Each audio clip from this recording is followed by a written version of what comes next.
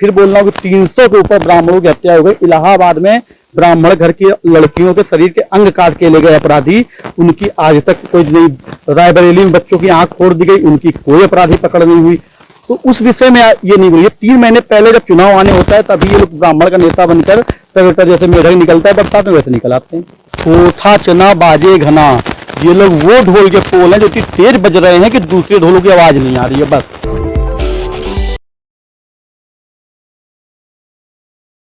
जिस तरीके से 2022 में यूपी में चुनाव होने हैं तो उसको लेकर के सभी पार्टियां अपनी अपनी तैयारियों में जुट गई हैं। सभी पार्टियां यूपी की बात की जाए तो जो जातिगत राजनीति होती है उससे कोई भी पार्टी इनकार नहीं कर सकती है। इसी को लेकर के सभी पार्टियां अब अपना अपना सम्मेलन चला रही हैं। बीजेपी की बात करें या बीएसपी की बात करें या सपा की बात करें, सभी पार्टियां अपने अपने वोट बैंक को रिझाने में जुटी हुई हैं। इसी क्रम में प्रबुद्ध सम्मेलन है और ब्राह्मणों का सम्मेलन सभी पार्टियां चला रही हैं। तो इसको लेकर के आज हम लोग ब्राह्मण वर्ग के पास आ गए हैं, उनसे जानने की कोशिश करेंगे कि कानपुर के जो ब्राह्मण वोटर हैं वो किसके पास जाते हैं और क्या कुछ कहना है उनका कि कौन उनके लिए ठीक काम कर रहा है। भैया क्या नाम है? जय परशुराम, मैं दुर्गेश मणि त्रिपाठी हूँ। मैं ब्राह्मण महासभा का राष्ट्रीय अध्यक्ष हूँ। अब सभी पार्टियां ब्राह्मणों को रिझाने में जुट गई हैं। क्या लग रहा है 2022 में कौन ब्राह्मणों के हित के लिए है? कोरा तमाशा है ये। ब्राह्मणों का हित किसी दल ने नहीं सोचा। आज जब उनको लग रहा है कि 12% वोटर है ब्राह्मणों का, तो एक वोट बैंक के रूप में ब्राह्मणों को आक कर ये लोग तोड़ फोड़ की राजनीति करके कुछ मेरा कुछ तेरा करके इस तरह के गणित लगा के ब्राह्मणों का वोट पाने के लिए ललायित हैं बस। और कुछ इनके अंदर ब्राह्मणों के लिए कोई भावना नहीं है।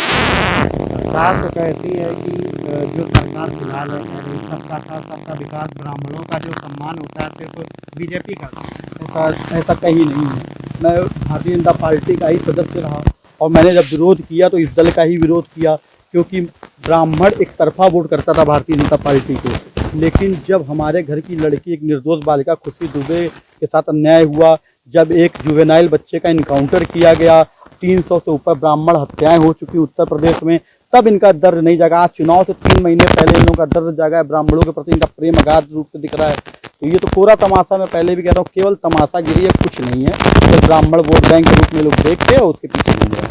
अच्छा, बीएसपी भी अब सतीश मिश्रा जी उतर आए मैदान में, उनके बेटा भी उतर आए हैं और उनकी वाइफ भी, सब लोग मतलब पूरी फैमिली के साथ सतीश मिश्रा उतरे हूँ बीजेपी के लिए और बीएसपी के लिए प्रचार कर रहे हैं। ब्राह्मणों के लिए ब्राह्मण वोट बैंक अपना बता रहे हैं, तो बीएसपी को क्या? तो सतीश चंद्र मिश्रा जी की हैसियत तो तब नापी जाएगी जब वो मायावती के जी के सामने बेंच पे बैठे होंगे या चेयर पे बैठे होंगे। उनकी खुद की हैसियत बसपा में क्या है ये भी तो स्पष्ट होनी चाहिए। क्या बसपा उन्हें मुख्यमंत्री के रूप में ला रही है और मुख्यमंत्री बनने के बाद वो ब्राह्मणों के हित की कितनी बात करेंगे, ये तो अभी तक उन्होंने स्पष्ट किया ही नहीं। और खुशी दुबे वाले मैटर में या विकास दुबे वाले मैटर में आज वो इनकाउंटर की जाँच की बात कर रहे हैं। जब ये कांड हुआ तब इन्होंने क्यों नहीं बोला? मैं फिर बोल रहा हूँ कि 300 के ऊपर ब्राह्मणों की हत्या हो गई। इलाहाबाद में ब्राह्मण घर की लड़कियों के शरीर के अंग काट के ले गए अपराधी, उनकी आज तक कोई नहीं। रायबरेली में बच्चों की आंख फोड़ दी गई, उनकी कोई अपराधी पकड़ नहीं हुई।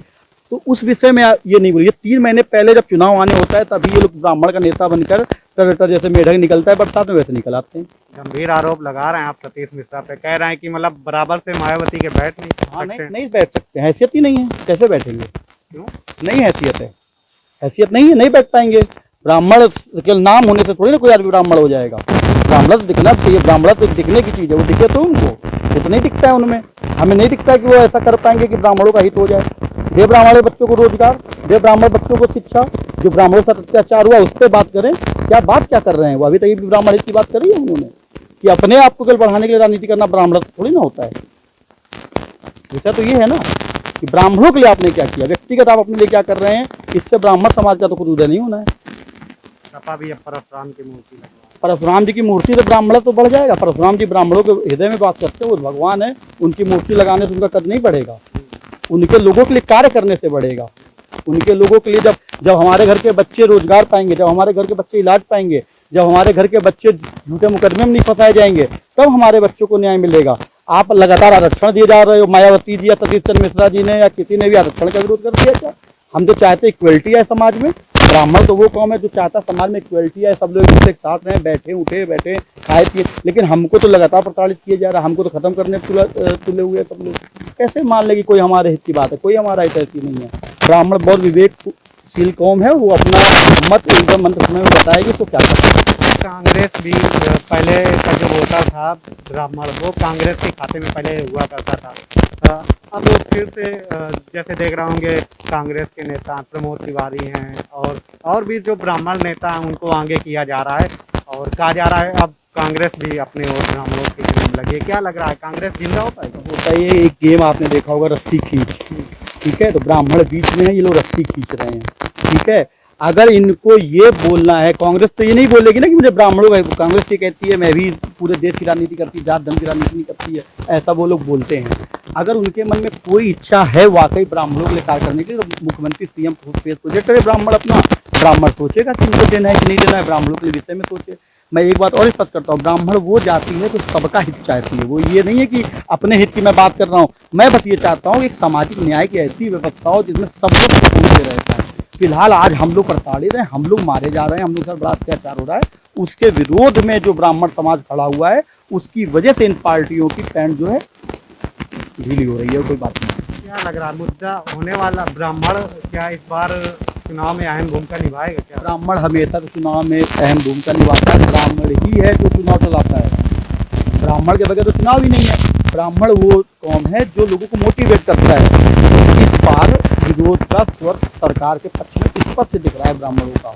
जो बीजेपी को हम लोगों ने हिंदुत्व के नाम पे वोट दिया, जिस बीजेपी को उन्होंने राष्ट्रवाद के नाम पे वोट दिया, ब्राह्मण निश्चित तौर पर आज वो बीजेपी से नाराज है, जो कि बिना ब्राह्मणत्व के न तो हिंदुत्व की परिकल्पना की जाती है न राष्ट्रवाद की। ब्राह्मण है हिंदुत्व है, ब्राह्मण है। जैसे खुशी दुबे वाला ये बात बता रहे हैं, विकास दुबे एनकाउंटर हुआ था, उसके बाद जो निर्दोष खुशी दुबे थे उसके फंसाने की बात कर रहे हैं। तो खुशी दुबे मामले में क्या मतलब आप लोगों का इतना तो एक नॉर्मल सी बात करते हैं, हमारे आपके घर की बहन बेटी होती तो क्या करते हैं? आक्रोश नहीं होता हमारे यहाँ? उसका क्या दोष है? 3 दिन पहले उसकी शादी हुई, उसका पति आपराधिक हो सकता है, वैसे उसको मार दिया गया।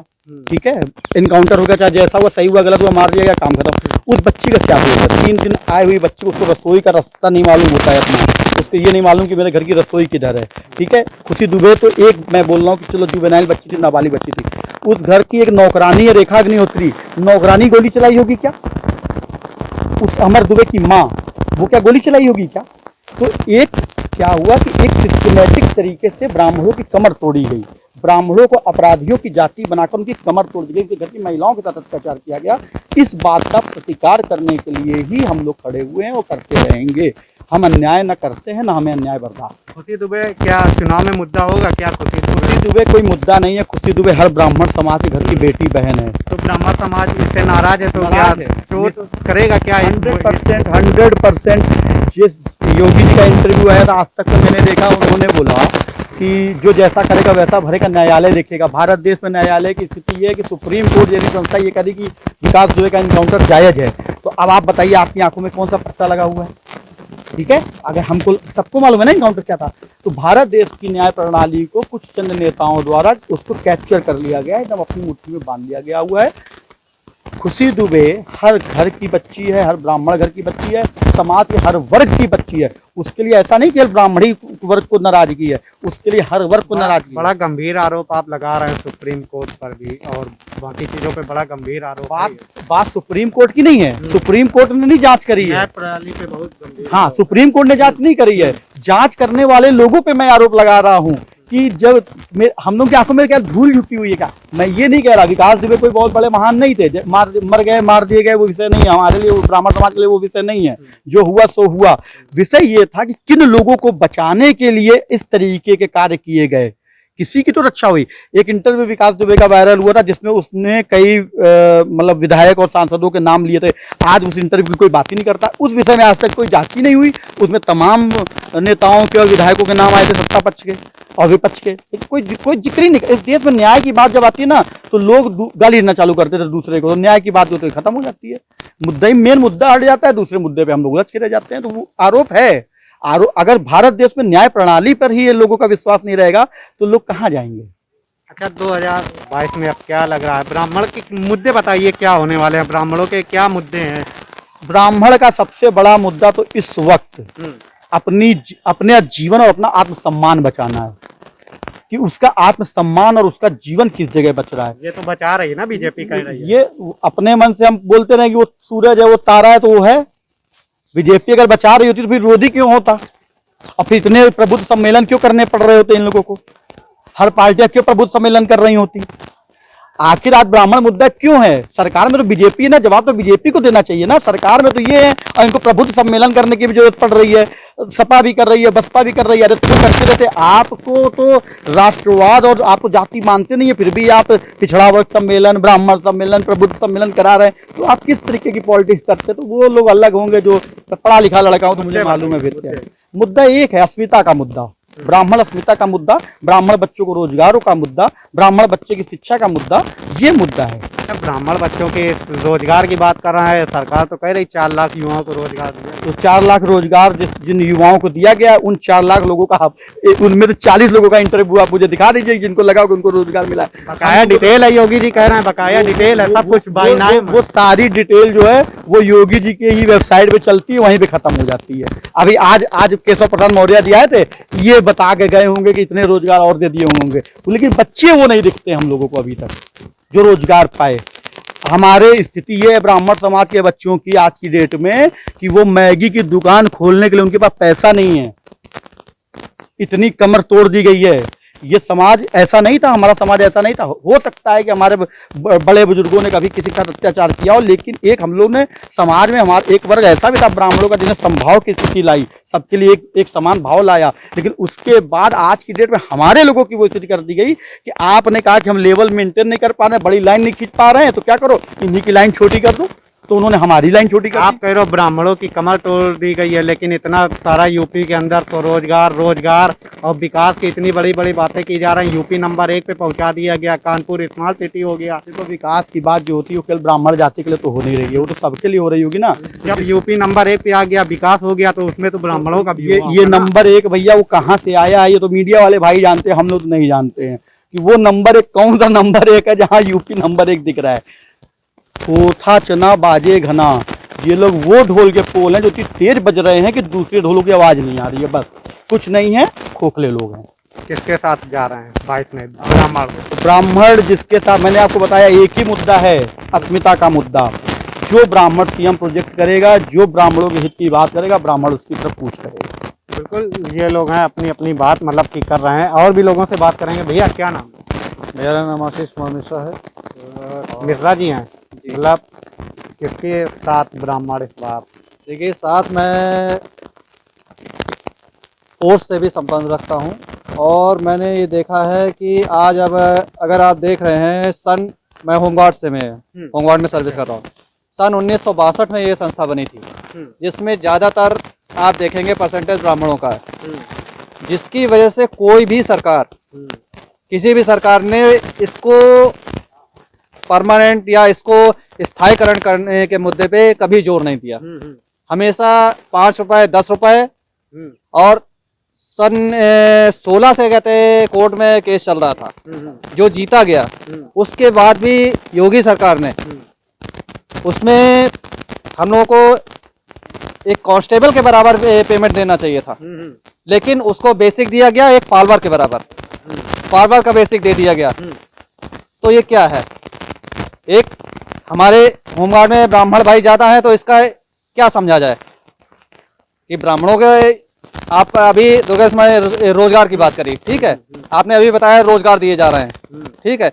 जब ये जिनको रोजगार मिला है उनको जो कोर्ट फैसला दे रही है उसको ही योगी सरकार मानने को नहीं तैयार है, तो फिर क्या बताया जा सकता है? योगी सरकार तो सबका साथ, सबका विकास, सबको रोजगार, सबको। मैं आपको बता तो रहा हूँ, कहते हैं कि 16 में से केस चल रहा था, जो केस जीता गया, ठीक है, उसके बाद कांस्टेबल का जो बेसिक देना चाहिए उसको दे दिया गया पुलिस फॉलोवर वाला बेसिक। ऐसा क्यों किया गया? क्यों? क्योंकि इसमें आप अगर उठा के देखिए, ब्राह्मण परसेंटेज ज्यादा है होमगार्ड में, मतलब ब्राह्मणों की भर्ती ज्यादा है। इस वजह से कहते कोई सरकार इसको ध्यान नहीं दे रही है, ब्राह्मणों का किसी ने ध्यान नहीं दिया है। और आपने अभी कहा कहते कि यूपी नंबर विकास, विकास पे है यूपी स्मार्ट सिटी। आप विकास देख रहे हैं, स्मार्ट सिटी कहते हैं। आज स्मार्ट सिटी आप घूम के देखिए, कहते हैं हकीकत, जमीनी हकीकत देखिए, जमीनी हकीकत बिल्कुल अलग है, बिल्कुल अलग है। कहीं विकास नहीं कहते आप। हम इस समय आई ब्लॉक में खड़े हैं, ठीक है। मोदी सरकार ने स्वच्छता अभियान चलाया, ठीक। हमारे यहाँ अभी भी कहते हैं कोई भी सफाई कर्मचारी नियुक्त नहीं है, अभी भी नियुक्त नहीं है सफाई कर्मचारी। हम प्राइवेट कर्मचारी लगा के अपना कूड़ा उठवाते हैं। सरकार से ये मदद नहीं मिल पा रही कि कूड़ा उठ जाए, कहते हैं। और हमारे यहाँ एक युवा नेता थे, उनकी मदद से कहते हैं सीवर लाइन कहते हैं हमारी सही कराई गई, प्राइवेट, वो भी सरकार से मदद नहीं मिली। तो इसका क्या समझे कि विकास हो रहा है, कहते हैं। अच्छा, ब्राह्मणों के लिए तो ये सरकार ब्राह्मणों का बहुत विकास- काम कर रही है ना, और कह रहे हैं कि प्रबुद्ध सम्मेलन भी आज आपके यहाँ डिप्टी सीएम आए हुए अब थे। आपको काम बताते हैं, कहते हैं एससी एक्ट कहते हैं, ठीक। प्रधानमंत्री जी ने, सुप्रीम कोर्ट ने आदेश दिया कि बिना मतलब उसमें जो आदेश पारित है उसमें उन्होंने संशोधन कर दिया तुरंत, कहते हैं। मतलब एफआईआर पहले, मतलब SC ST एक्ट लगा, SC लगा, उसको पहले ही कहते हैं उन्होंने तोड़ दिया, न्यायालय को भी नहीं मान रहे हैं। इसमें क्या समझा कि ये ब्राह्मणों का विकास कर रहे हैं, मतलब सुप्रीम कोर्ट को भी चैलेंज करे दे रहे हैं कि ब्राह्मणों का हित ना हो इसमें। ये तो आप भी जानते होंगे। हमें लग रहा है ब्राह्मण नीति से सरकार बहुत नाराज हो आप सरकार। अरे बिल्कुल हम नाराज हैं, कहते हैं नीतियों से। नीतियां जहां भी गलत, मैं नीतियों, अगर गलत नीतियां किसी की भी हैं और ब्राह्मणों के, मैं ब्राह्मणों में अगर नीतियां गलत हैं तो मैं उसके विरोध में हूँ।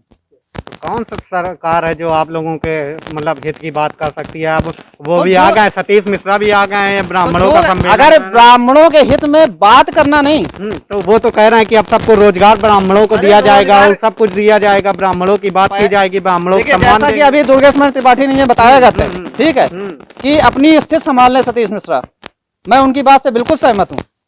क्या संभाल ले? अपनी स्थिति संभाल ले बसपा में। उनके तो महासचिव है बसपा में, दूसरे नंबर के नेता है। मायावती के बाद दूसरे नंबर के नेता। पद दे देने से नहीं होता, उनका बहुत सम्मान है पद के। अरे आप ये कहने से कहते हैं पद, वो तो सब हकीकत है, उससे अलग है। पद की गरिमा को बनाए रखना कहते हैं, पद की गरिमा उनकी कहीं नहीं है। आप ये खुद देखिए, कहते हैं सब पार्टियां। अब देखो सपा भी है, परशुराम की मूर्तियां लगवाई कह रही थी हर जिले में, सपा की परशुराम की मूर्ति लगवाई। देखिए सपा कहते हैं, आप आगे सपा की बात कर रहे हैं, ठीक है। जब से शिवपाल जी थे, कहते हैं यहाँ पे सरकार थी, भर्तियों में सीधे सीधे यादव पूरे भर्ती कर लिए गए, और जातियां क्यों नहीं, मतलब ब्राह्मणों को क्यों नहीं प्रेफरेंस दिया गया? ये खुला चैलेंज है, कहते हैं सबको पता है, कहते पेपर तक में ये आया कि ये पूरा यादव भर्ती किया गया। और आरक्षण, मतलब सबसे बढ़िया रोजगार, कहीं कहते ब्राह्मणों को, कहते ब्राह्मण कितना रोजगार पा रहा जाते हैं, हर तरह से तो आरक्षण के दिया जा रहा जाते हैं। अब अल्पसंख्यकों को भी आरक्षण दिया जाएगा भाई, तो अब बचा कितना? ब्राह्मणों के लिए क्या नीतियां बची कहते हैं? सरकारी नौकरी या कहीं भी नौकरी कहाँ बची रही है? सामान्य वर्ग में तो सारा आ जाता है ना, तो ब्राह्मण उसमें कितना पा रहा जाता है?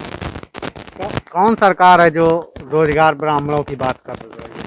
देखिए आने वाले चुनाव में बिल्कुल करारा जवाब दिया जाएगा, जो सरकार करके दिखाएगी उसी को। अब चुनाव आने वाले हैं 6 महीने बाद, क्या लग रहा है कि कौन आप लोगों की बात सुनेगा? देखिए ये तो कहते हैं अब चुनाव में पता चलेगा। अभी जो ये पीछे सरकारें करके आई हैं उसका चुनाव में जवाब दिया जाएगा।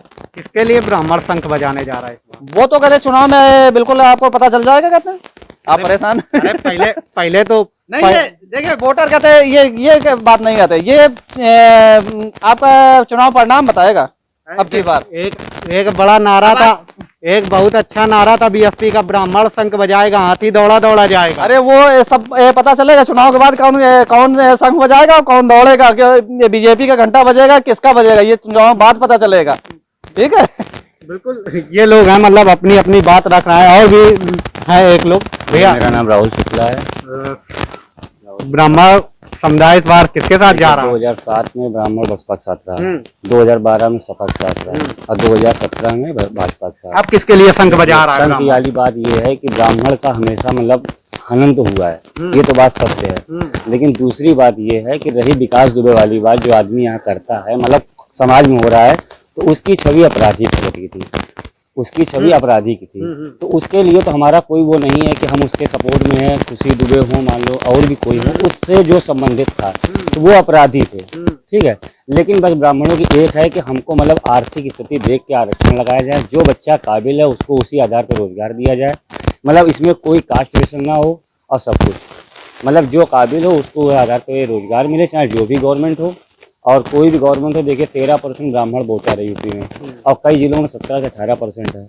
तो ब्राह्मणों का रोल तो बहुत बड़ा है किसी भी गवर्नमेंट बनाने के लिए। लेकिन बस ये है कि ब्राह्मण हमेशा हनन का शिकार रहा है, जो कोई भी गवर्नमेंट हो।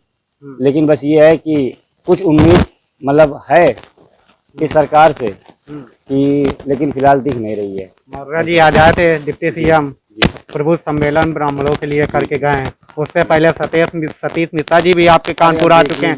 क्या लग रहा है कि कौन 4.5 साल ब्राह्मणों को किसी को याद नहीं आती, आखिरी 6 महीने सबको याद आती है। परशुराम मूर्ति भी लगती है और परशुराम अस्पताल भी खुलता है, सब कुछ होता है। यही अगर शुरू से ध्यान देते तो हो सकता था कि आखिरी समय साथ मतलब मिल जाता। क्या क्या मुद्दे होने वाले हैं ब्राह्मणों? मुद्दे क्या, बस ये है कि ब्राह्मणों के बच्चों को रोजगार अच्छा मिल जाए, मतलब जो काबिल हो उसको रोजगार मिले। ये नहीं व्यक्तिगत कोई ब्राह्मणों को ही मिले, मतलब बस ये है कि बस इतना ही कहना चाहते हैं। अच्छा, 22 में अब किसके साथ जो जाने वाले हैं? के साथ देगी, कोई भी गवर्नमेंट हो जो ब्राह्मणों के लिए अपना सबसे ज्यादा अपना मुद्दे देगी। बस बिल्कुल, ये लोग थे अपनी अपनी बात बता रहे थे कि ब्राह्मण इस बार जो रोजगार की बात करेगा, जो ब्राह्मण बच्चों के मतलब स्वास्थ्य शिक्षा और जो भी मुद्दे हैं उनकी अगर बात करेगा, उसके साथ ब्राह्मण जाने वाले हैं। अभी फिलहाल मतलब ब्राह्मण वर्ग की बात की जाए, कानपुर के ये लोग हैं, ये मतलब पत्ते अभी नहीं खोल रहे हैं कि किसके साथ फिलहाल जाने वाले हैं। लेकिन सरकार की जो नीतियां हैं उससे भी कहीं ना कहीं एक तरीके से विरोध कर रहे हैं। खुशी दुबे वाला मामला हो कानपुर में, और भी जो मुद्दे हैं, बीएसपी की बात कर रहे हैं, सतीश मिश्रा की, ये सारे मुद्दों पे बात कर रहे हैं। लेकिन अभी फिलहाल पत्ते नहीं खोले, पत्ते 2022 में खुलेंगे। लेकिन चुनावी जो सरगर्मियां उसको एक तरीके से ब्राह्मणों को रिझाने के लिए सभी पार्टियां अपने जुट गई हैं। अभी के लिए इतना ही। देखते रहिए दी कंटाप करो जयसवाल।